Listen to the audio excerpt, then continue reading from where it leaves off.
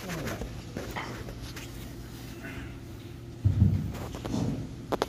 안녕하세요. 문더의 정순영입니다. 토카막 찾아보라고 하셨는데 제가 뜻을 알려드릴게요. 토카막은 플라즈마 제어 장치를 토카막이라고 합니다. 그래서 플라즈마 제어 장치 토카막이라고 하고요. 토카막 네트워크는 이름이 익숙치 않으실 거예요. 근데 플라즈마 EVM은 익숙하실 수도 있어요. 리서치 보니까 뷰가 4,000이 넘었더라고요. 이런 연구자들이 많이 참조를 하고 있는데, 플라즈마 EVM을 코어로 사용하는 그런 네트워크라고 보시면 될 것 같습니다. 그래서 토카막 네트워크는 뭐냐? 일단 플라즈마 EVM을 내재되어 있고, 그 다음에 제가 작년이었나요? 올 초에 트랜잭션 피들리게이션 모델에 대해서 얘기를 한 적이 있어요. 어떻게 하면 트랜잭션을 위임할 수 있을까? 이오스처럼 밴드위스로 트랜잭션 피를 쓸 수 있게 할까에 대한 부분에 대해서 말씀을 굉장히 한 번 있었고, 이코노믹 페이퍼도 있죠. 이따 보여드리겠지만 이코노믹 모델을 붙이고 거기에 필요한 뎁체인들이 고유의 스펙들의 뎁체인들이 붙을 수 있으면 이게 거대한 네트워크를 이루기 때문에 저희는 토카막 플라즈마 네트워크라고 봅니다. 그래서 플라즈마가 왜 필요하느냐? 뭐 꼭 플라즈마뿐만 아니죠. 레이어 2가 존재하는 큰 이유 중 하나기도 하고, 이게 다는 아니지만 이런 블록체인의 한계를 넘는다. 그래서 아까도 뭐 보셨겠지만 트랜잭션들이 기하급수적으로 늘고 있습니다. 뭐 가격 따라서 늘기도 하고 줄기도 하지만 어쨌든 상향하는 추세에 있고요.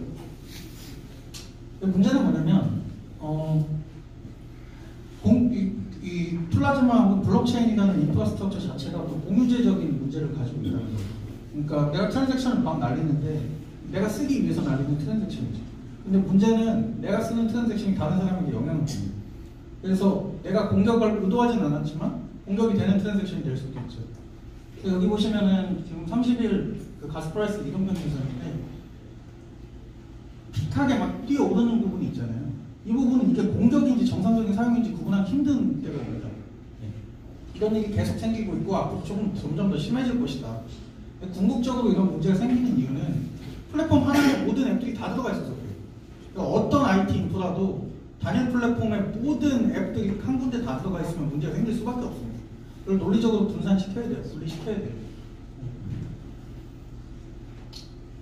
여기 보시면은 그 트랜잭션들을 보시면은 빨간색이 21K 트랜잭션이고, 초록색이 21K 트랜잭션이고, 빨간색이 논 21K 트랜잭션. 21K 트랜잭션이 뭐냐면 그냥 리더를 보내는 트랜잭션 21K를 써요. 2만 가스를. 근데 그렇지 않은 스마트 컨트랙트를 쓰는 트랜잭션들은 2만 보다 더 많이 쓰죠. 일반적으로 토큰을 보낸다거나. 근데 보시면 초록색이 픽하게 튀어오를 때가 있죠. 그러니까 이 얘기는 뭐냐면 여기 보시면 그 21K 트랜잭션도 이더 델타, 크립토키티, 작년에 이제 이오스 토큰 컨트랙트 같은 거 들렸는데 이 세 어플리케이션들이 이더리움의 리소스들을 다 잡아먹고 있었다. 그렇기 때문에 이더리움의 리소스가 부족해서 다른 앱들이 손해보는. 저 작년에 기억이 나요. 토큰 하나 배포하는데 트랜잭션 피만 한 100만 원 썼습니다. 계속 실패한 거예요. 네. 한 번 실패할 때마다 5만 원, 10만 원씩 나가는데 10번 실패하면 100만 원이잖아요. 굉장히 황당한 일이 있었는데 그 팀 예를 들어 이터데이터 쓰는 사용자들은 본인들은 공격이라고 생각 안 할 거예요. 근데 그럼에도 불구하고 어쨌든 네트워크도 국민이 이런 현상들이. 궁극적으로 이런 문제를 좀 속도나 퍼포먼스 문제를 해결하는 방법, 제일 쉬운 거는 합의를 없애는 겁니다. 밖에서 제가 이런 얘기 되게 많이 하는데 이더리움 퍼블릭 네트워크가 느리고 이오스가 빠른 이유는 이오스 노드가 21개밖에 없기 때문이에요. 합의를 이룰 수 있는 노드가 21개밖에 없습니다. 빨라질 수밖에 없습니다. 줄이면 더 빨라져요. 가장 극단적인 예로 단 하나만 두면 어떻게 되죠? 비자카드 속도 나오는 거죠. 그러니까 합의를 없애는 게 가장 빠른 건데 문제는 합의를 없애면서도 어떻게 하면 탈중앙성, 디센트럴라이제이션을 보장할 수 있을 것인가. 이게 사실 관건인 거고 거기에 안으로 나왔던 게 플라즈마였던 거죠. 그리고 지금 플라즈마의 고연자들은 굉장히 많습니다. 그래서 플라즈마 합의를 없애는 방법은 이 각 플라즈마 지금 컨트랙트라고 되어 있는데 사실은 각각의 체인이에요. 각각의 체인들이 블록의 요약본들을 주기적으로 체인에 제출하고 문제가 생겼을 경우에 플라즈마 체인에서 탈출하는 방법을 씁니다. 그러면 플라즈마 체인 그 자체는 합의를 이룰 필요가 없어요. 그래서 근데 이게 좀 여기 트래디셔널 블록체인이랑 컨센서스인 플라즈마라고 되어 있는데 이 접근 방식이 약간 다릅니다. 기존의 합의 기반 블록체인은 애초에 문제가 생기지 않도록 설계하는 게 목표예요. 시큐리티를 보장하고 그 다음에 뭐 어떤 그러니까 애초에 문제가 안 생기도록 인센티브 구조를 설계하는 반면에 플라즈마류들은 공통사항입니다. 일단 기록들을 주기적으로 커밋 앤 챌린지라고 해서 얘네들은 문제가 생기지 않도록 인센티브 구조를 설계하고 문제가 애초에 안 생기도록 하는 게 아니라 문제가 터질 경우에 마지막에 파이널라이즈 된 마지막에 확정된 데이터를 기준으로 누구든 빠져나올 수 있게 하자 이런 선택을 합니다. 그러니까 망가질 수 있다. 다만 망가지는 대신에 망가지기 직전 상태는 전부 보존해주자. 이게 플라즈마의 기본적인 접근 방식. 그렇기 때문에 합의가 필요 없죠. 이게 지금 플라즈마 월드맵인데 저희 리서치 팀에서 작성한 부분 굉장히 유명한 그림이 됐습니다. 누가 이걸 비탈리한테 언급을 하면서 플라즈마에 무슨 일이 있는 거냐 라고 했더라고요. 근데 지금 보시면은 제일 큰 트렌드가 보면 심플 트랜스포 하는 그 플라즈마 연구가 대부분을 차지합니다. 70~80%가 심플 트랜스포를 연구하죠. 이 얘기는 뭐냐면 지금 플라즈마는 그러니까 비트코인이 코인 전송밖에 안 돼가지고 이더리움이 나왔잖아요. 투링 완전하게 가기 위해서. 그러니까 지금의 플라즈마 연구는 아직 수준이 비트코인이다. 이렇게 보시면 됩니다. UTXO 기반으로 한 모델들이 대부분이고요. 거기서 MVP가 나왔죠. 캐시도 그렇고 결국엔 ERC20밖에 못 써요. 플라즈마에서. 그게 지금 현실이에요. 지금 현재 연구들의 현실. 근데 이런 연구들이 뭘로 가고 있냐면 진짜 블록체인 혹은 컴퓨터로서의 플라즈마. 그러니까 그 비트코인에서 이더리움이 나온 이유와 동일하게 제너럴 스테이트 모델로 가고 있고 그 제너럴 스테이트 중에서도 여러 종류가 있죠. 근데 이제 저희 플라즈마 이분이 여기 있습니다. 굉장히 외롭죠? 관련 연구가 많이 없습니다. 그러니까 어려운 이유, 이게 많이 없는 이유가 있어요. 플라즈마 립 같은 팀도 유명하죠. 요한이라는 친구인데 어찌됐건 이쪽 연구가 없고 어려운 이유가 뭐냐면 이게 제너럴 스테이트에서 다루기 때문이에요. 그러니까 할 수 있는 게 많아지니까 당연히 해결해야 되는 문제도 많아지는 거죠.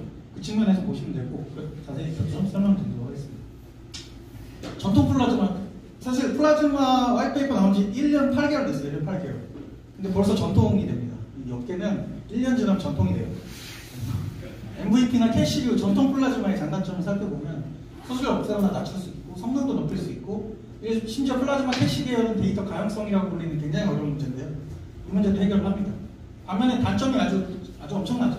단순 전송만 가능하고 그래서 단순 전송만 가능하거나 혹은 기능적 제약이 심합니다. 반면에 그래서 플라즈마에서 사용할 스마트 컨트랙터나 개발 환경 도구를 다시 만들어요. 룸 네트워크 혹시 써보신 분 계신가요? 룸으로 뭔가 만들려면 룸 기반으로 다시 만들어요.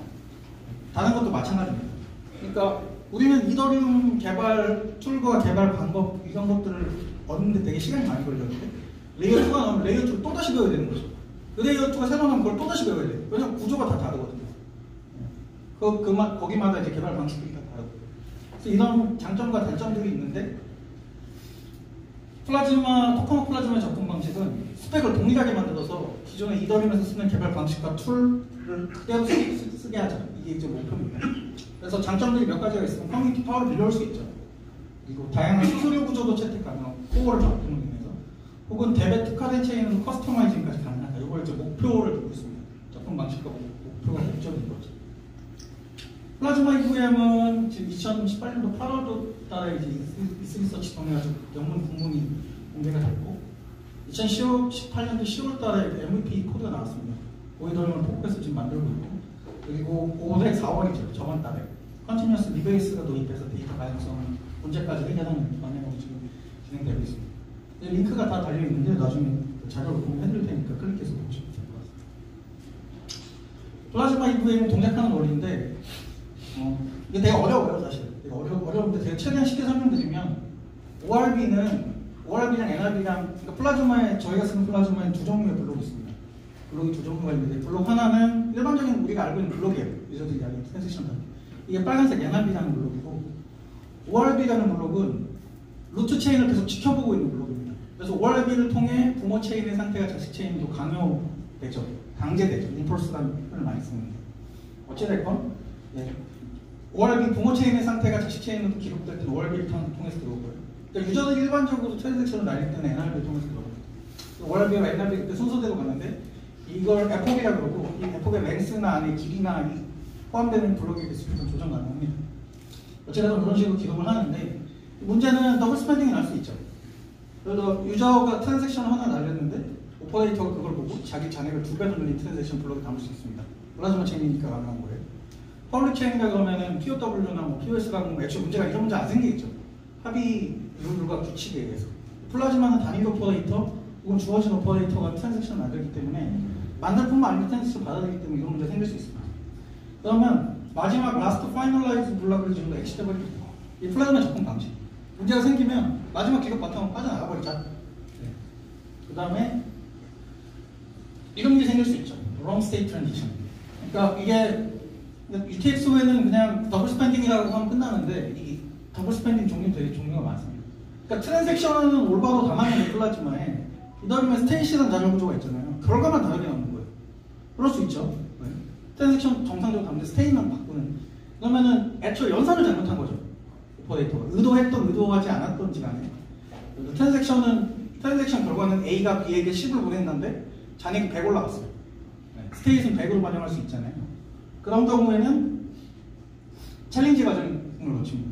그러니까 이 챌린지를 어떻게 하냐면 그 솔리브EM이라는 그 트루빗에서 쓰는 그 EVM에 대한 검증 머신인데 전에도 제가 여러 글들을 많이 쓰긴 했는데 쉽게 얘기하면 Verifiable Computation이에요. 그러니까 이더리움 안에 이더리움을 만듭니다.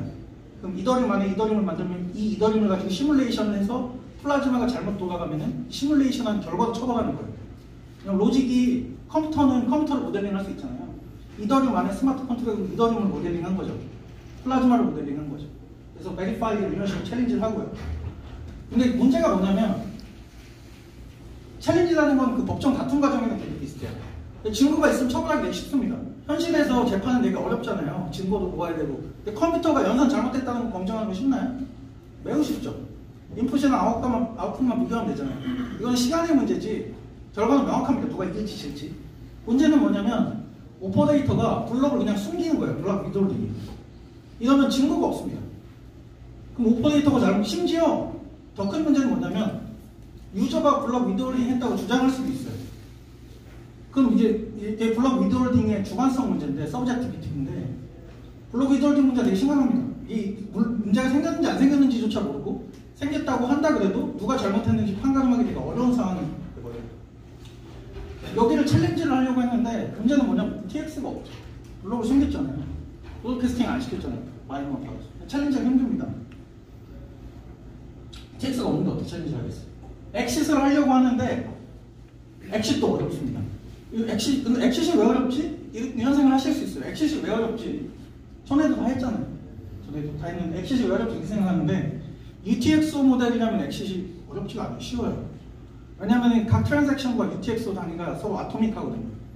각 단위별로 해결하면 됩니다. 근데 제너럴 스테이트는 그렇지는 않아요. 이게 말이 어려운데 제일 간단한 예를 들어보면 멀티시그 컨트랙트를 생각하시면 됩니다. 예를 들어서 멀티시그 3개 중에 서명이 2개 이상 돼야지 이 멀티시그의 잔액을 뺄 수 있다고 할게요. 네. 여기까지 서명 2개가, 여기까지 서명 1개가 됐습니다. 네. 여기는 아직 못 빼죠. 이 멀티시그의 주인이 누군지 모르죠. 여기서 서명 하나 더 했어요. 이제 뺄 수 있는데 여기서 위드홀딩 해버려요. 그러면은 이걸 기준으로 탈출을 해야 되는데 얘 소유권 누구 거죠? 서명이 하나밖에 안 되는데 누구 건지 알 수 있나요? 엑시를 어떻게 하죠? 못해요. 이게 뭐냐면 트랜잭션이 서로 아토믹하지 않다는 얘기예요. 그러니까 내 블럭 안에 담긴 트랜잭션 혹은 블럭과 블럭 사이의 트랜잭션이 서로 관계를 맺고 있습니다. 그래서 라스트 파이널라이즈 스테이트를 기준으로 엑시를 하려고 해도 못하는 거예요. 이게 기존에 이런 문제가 생기는 이유는 스마트 컨트랙을 플라즈마에서 쓰려고 하니까 생긴 문제입니다. 예를 들어 플라즈마에서 UTXO는 아주 기본적인 토큰 트랜스포만 한다고 이런 문제가 생기지 않습니다. 그래서 이게 굉장히 어려운 문제고 이거는 플라즈마만 갖고 있는 문제는 아닙니다. 스테이트 채널도 동일한 문제가 갖고 있어요. 스테이트 채널 오퍼레이터 데이터를 숨겨버릴 경우에 나중에 증명이 안 되는 문제 생기는 거죠. 정산해야 되는데. 이따 셀러 네트워크도 발표도 하고 하는데 한번 저런 부분을 어떻게 해결하는지 그런 부분도 보시면 좋을 것 같습니다. 저희가 생각한 방법은 그 Git에서 보면 포크를 하잖아요. 그 다음에 두 개를 합치잖아요. 리베이스를 시키잖아요. 리베이스를 플라즈마에 적용을 합니다. 그러니까 엄밀히에서 포크는 아니고 재정렬 되는 거죠, 말 그대로. 포크는 나눠지는 건데 얘는 특정 기록을 기준으로 재정렬을 시킵니다. 이 컨셉을 저희가 리베이스 이런저런 얘기를 아이디어이션 하다가 이런 식으로 만들었고 이제 리베이스 모델도 사실 많이 바뀌었어요. 처음엔 코스트로 이 리베이스 기준을 잡으려다가 근래에는 이제 그 블록의 두 종류 안에서 안쪽에 피리어드랑 에포를 도입해가지고 프리 커밋, DH 커밋, 앤 챌린지 4개의 단계를 통해서 탈출을 보장합니다. 이 모델의 좋은 점은 탈출을 100% 보장할 수 있다는 거예요. 이게 심지어 제너럴 스테이실지라도. 이걸 자세히 설명하고 싶은데 자세한 건 유튜브에 있습니다. 4월 4일 미덕 때 이탈리 또 그 좋은 피드백을 많이 줬었어요. 그래서 이거 영상을 보시면 될 것 같고요. 저희 에이든 연구원으로. 이 릴리게이션 모델은 이것도 2018년도 8월달에 에이스 리서치 통해서 공유됐었던 건데요. 이게 핵심은 이겁니다. 그러니까 내 상대방이 쓰는 트랜잭션, 지금 리더가 좀 유저빌리티가 떨어지는 게 뭐냐면, 내가 리더가 있어야 트랜잭션 날리잖아요. 없이도 날릴 수 있게 하자. 이 아이디어의 핵심이에요. 그럼 없는데 어떻게 날리지?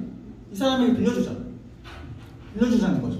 그래서 지금 여러분 T가 있고 딜리게이터가 있는데, 자, 내가 빌리는 사람을 지정해야 될까요? 빌리는 사람이 내가 누구한테 빌려줄지 지정해야 될까요? 원하는 누구한테 있어야 될까요? 내가 지정하면 아무거나 막 피 빨아먹겠죠. 네. 그러면 안 되잖아요. 그래서 내가 빌려줄 수 있게 세팅하는 거죠. 델리게이트를 하고, 그 다음에 그 델리게이터조차 누군가의 델리게이트가 될 수 있어요. 이거는 이제 어떻게 이 모델이 돌아가는데, 옐로우 페이퍼에도 되게 비슷한 공식이 있는데 밑에 핵심은 이겁니다. 스태미나 페어를 통해서 일단 내 잔액이 있는지 없는지 확인을 일단 하고, 없으면 내 쌍에 나와 연결된 스태미나 쌍의 잔액 혹은 스태미나 그 트랜잭션 수수료 상태를 확인하고 그 사람 걸 차감 만드는 겁니다. 그래서 여기 보시면은 이게 일반적으로 리더가 선고된 내용이죠. 이게 트랜잭션 밸류 들어가고, 실제 이게 이게 프론트 코스트라고 해서 업로드 코스트 이만큼 할당해놓고 쓴 만큼만 빼잖아요. 그래서 요 파트를 실제 이 파트를 그 스태미나라는 개념을 통해서 위임시키자. 하겠습니다. 그냥 아이디어만 있는 거 아니고 실제 구현까지 했어요. 하이더링 버전이나 모이더링 버전 두 가지로 전부 다 구현을 해놓고 테스트까지 끝냈습니다. 블로그에 이걸 어떻게 개발했는지 개발기까지 올려놨어요. 이코노믹 애널리시스, 이코노믹 필로소피 페이퍼도 나왔죠. 퍼블리시를 했고 작년 11월이었을 거예요. 작년 11월에 어떻게 하면 그 이코노믹한 디자인을 할 수 있을 것인가에 대한 모델이었고, 어젠다는 되게 그 페이퍼가 수식이랑 막 점철돼 있는데 수식을 하나도 안 쓰고 얘기하면 큰 어젠다 3개, 플라즈마 트랜잭션 수수료를 어떻게 처리할 것인가, 그리고 여기에 대한 챌린지와 디파짓에 대한 폴리시는 어떻게 되는가, 그리고 이 모델 내에서 커런시와 토큰은 어떻게 사용되는가, 이게 어떻게 발행되는가, 거기에 대해서 시늉리티는 어떻게, 시늉리티라는 건 주조 차익이죠. 주조 차익을 어떻게 활용할 것인가 하는 문제입니다.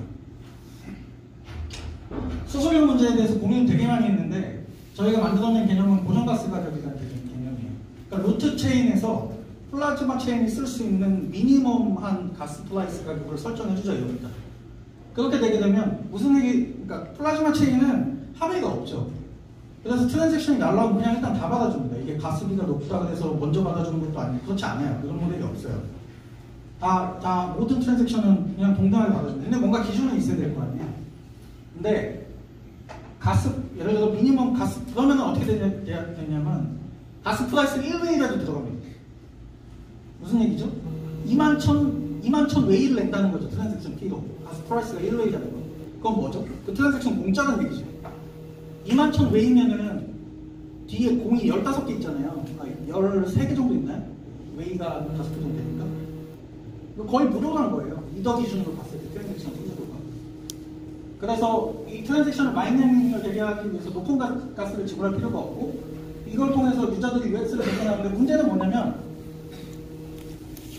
싸면은 도스 공격 당하겠죠. 그래서 최소 가격을 이제 도스 공격을 당할 때 가격을 조금씩 높이는 겁니다. 그럼 어떻게 되죠? 처음에는 무료로 쓰다가 나중에는 유저가 많아지고 공격당할 가능성이 높아지면 안정적으로 하기 위해서 가스 플라이스를 높이겠죠. 미니멈 가스 플라이스. 이런 식의 좀 유동적인 가격. 근데 이 가격 정책은 되게 익숙해요. 우리는. 언제 익숙하죠? AWS 보면 초기에 하루에 100명 접속하면 터지는 인스턴스 주잖아요. 엄청 줄인 거. 무료로 쓰죠. 서비스가 커지고 유저가 많아지면 얘가 재민이 생기니까 하루에 돈을 더 많이 내고 쓰죠. 이런 모델을 좀 넣을 수 있도록 이런 가스 플라이스 가격을 넣고, 그리고 이건 사실 고정가스 가격인데 비탈리티 비슷한 얘기를 했어요. Fixed fees are not that bad. 생각보다 고정가스 정책이 나쁘지 않다. 그런 문제가 생기는 이유는 퍼스트 프라이스 옵션 때문이죠. 이건 경제학적인 분석인데 뭐 경매이론에 비슷한 문제가 있습니다. 이더리움은 현재 퍼스트 프라이스 옵션을 쓰고 있고 세컨드 프라이스 옵션을 못 쓰죠. 구조적으로. 그렇기 때문에 이런 문제들이 생기고 뭐 이런 식으로 해결할 수 있다는 게 첫 번째고, 체인 디파짓은 개념 되게 단순합니다. 그러니까 플라즈마 체인을 열 때 디파짓을 먹이고 시작한 거예요. 플라즈마 체인이 잘못 운영되면 자기가 먹인 디파짓을 뺏깁니다. 누구에게? 나한테 챌린지를 건 사람에게. 그러니까 내가 이 플라즈마 체인의 신뢰도는 예측이면 규모에 비례하겠죠. 근데 그렇지 않을 수도 있죠. 예를 들어서 플라즈마 체인을 삼성전자가 운영한다.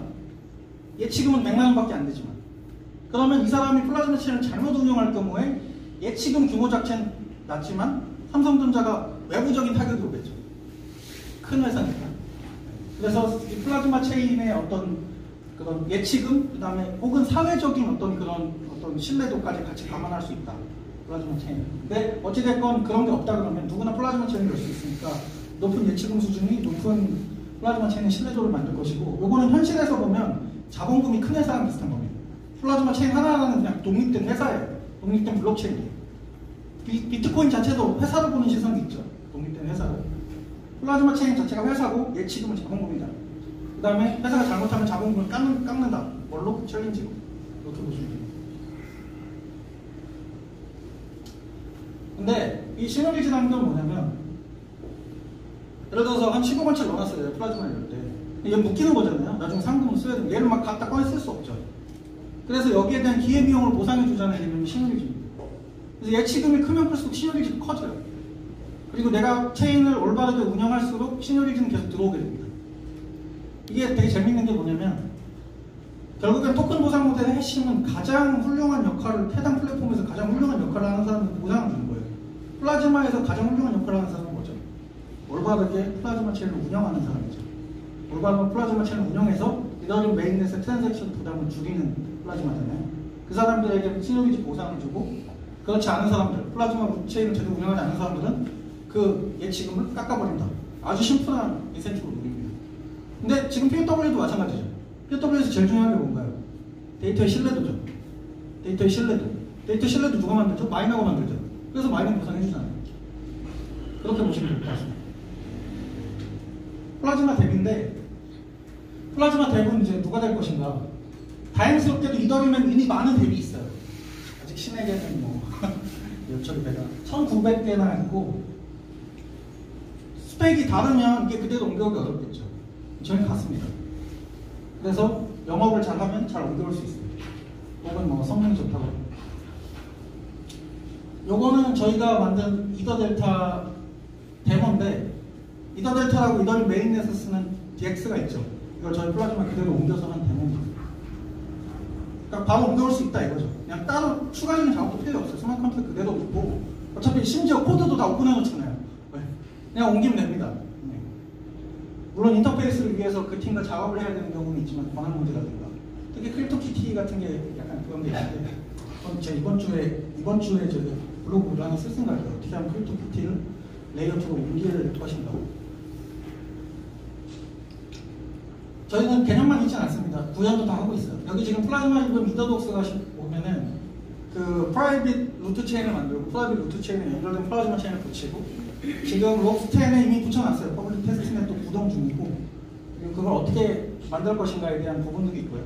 트러플로 실제 개발해볼 수 있습니다. 이게 어제 업데이트가 됐을 거예요. 그리고 모든 코드는 오픈되어 있습니다. 그냥 쓰셔도 돼요. 보실 수 있으면. 지금 저희는 퍼블릭 테스트넷 이름을 패러데이라고 지었는데, 그 전기공학자예요. 패러데이 테스트넷이 지금 열려있고, 지금 현재 이 호스트 이 주소로 접속 가능합니다. 그리고 지금 랍스10에 올라가 있는 루트 체인 그러니까 샤딩으로 치면 샤딩 매니지먼트 컨트랙트인데, 그 컨트랙 주소도 지금 배포가 되어 있어요. 그래서 이쪽에 테스트를 해보실 수 있고요. 여기는 현재 동작하고 있는 익스플로러입니다. 근데 시작하면은 아까 스태미나 제가 이렇게 말씀드렸었잖아요. 이더리움 없이 내가 다른 사람에게 스태미나 로깅 받고 주고받아야 되잖아요. 이것도 인터페이스 만들어놨어요. 그래서 플라즈마, 그러니까 피더 플라즈마 쓰는 리더, 수소료 쓰는 리더를 받아서 다른 사람에게 로깅 해주거나 로깅 받을 수 있습니다. 미개인데 또 너네가 레이어 2 열심히 해서 만들어갈 수도 있는데 앞으로 어떻게 될 것인가. 보시면은 이게 이더리움 로드맵이죠. TOW에서 캐스퍼 비건 체인 레이어 붙이고 그 뒤에 샤드 체인 붙이고 그리고 여기 이제 VM도 좀 다양하게 붙여가지고 이게 이제 모습인데 이거를 오해하시는 분도 있어요. 샤드가 그래서 레이어 3냐 비건이 레이어 2다 이게 레이어 1 이렇게 오해하시는 분도 있는데 그거 되게 오해고요. 이 전체가 레이어 1입니다. 그럼 좀 단순하게 다시 표현하면 데이터를 로지컬하게 처리하기 위해서 내부적으로 분할된 개념인 거지 이 전체는 그냥 레이어 1이에요. 유저는 여기다 트랜잭션을 하든 여기다 트랜잭션을 하든 그럼 유저들은 그런 거 고민하지 않습니까? 이 샤드나 저 샤드나 나중에 크로스 샤드 돼가지고 커뮤니케이션 되면 그냥 논리적으로 분할시켜서 처리할 뿐이지 그냥 레이어 1입니다. 전체로 유저들은 못 느껴요. 심지어 샤딩으로 가는 그 단계 과정 중에서도 플라즈마는 여기 붙죠. 심지어 이게 각 샤드에 붙는 것처럼 오해할 수도 있는데 사실 전체 레이어에 붙는 거예요. 그러니까 다양한 겹체인들이 밑에 붙고 사실 플라즈마뿐만 아니라 스테이 채널도 되죠. 스테이 채널도 여기 있죠. 여기 레이어 2N 해가지고 이건 제가 그린 거 아닙니다. 비탈릭과 조세프니 그린 그림이에요. 레이어링이 올라갈 수 있다. 근데 현재 플라즈마가 레이어링 되나요? 현재 플라즈마가 그러니까 다른 MVP나 캐시가 레이어링 되나요? 안 됩니다. 튜닝 완전하지 않는데 레이어링을 어떻게 해요? 튜닝 완전하면 되죠. 독하면 플라즈는 됩니다. 왜냐면 얘도 튜닝 완전하거든요. 레이어 2가 레이어 3가 되고 레이어 4가 되고 레이어 6가 되고 그래서 계속 늘려갈 수 있습니다. 이렇게 되면 진짜 쿼드레틱 하겠죠. 그래서 여기 막 트랜잭션이 1000원 TPS가 1000이다. 근데 거기 다시 1000개의 플라즈마 붙어가지고 각자 1000번씩 처리하는 몇 번입니까? 100만 번. 그래서 그 플라즈마 하는 사람들이 항상 100만 TPS 얘기하는 게 레이어가 두 칸만 내려가면 100만 TPS가 나와버려요. 저희가 지금 퍼포먼스 테스트를 끝냈는데 1000 TPS 나왔습니다. 1000 TPS 그냥 나와요. 나올 수밖에 없죠. 노드가 한 개인데. 그래서 이건 간단한 시나리오인데요. 잘 잘렸는데 뭐 그냥 되게 쉽습니다. 메인에서 스크립트 키트를 구입하고 플라즈마 체인으로 이동합니다. 엔터라고 해요. 플라즈마 체인에서 결투하거나 혹은 옵션하거나 교배합니다. 수수료도 위임할 수 있죠. 유저들은 수수료 존재를 모를 거예요. 일단 필요할 때 메인에서 이동합니다. 필요할 때. 이 필요한 상황은 언제냐면 플라즈마 오퍼레이터가 이중지불을 했다. 키티 복사를 했다. 오퍼레이터가 갑자기 중지했다. 오퍼레이팅을 중지했다. 혹은 뭐 기타 등 여러 상황들이 있을 거고 결론적으로는 이 기사가 계속 반복되면서 이더리움 메인넷 생태계와 플라즈마 생태계가 같이 커져가겠죠. 그런 그림들을 그리고 있습니다.